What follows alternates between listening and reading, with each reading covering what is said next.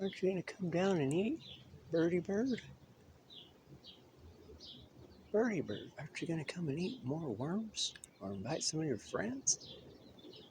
There's a ton, I mean a ton of worms right here, buddy Bob. I see you just scouting the joint. I mean, you've already eaten over a dozen. You're like literally 4 feet away from me. Yeah, you, pretty bird. Are you gonna show him you're gonna eat, birdie bird? Oh, birdie bird.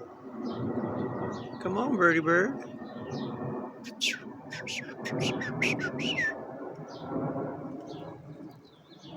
Literally is like my spirit animal.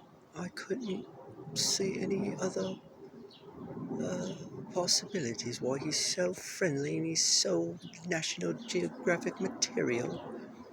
He's scouting the joint. He's definitely been back to the buffet way too many times.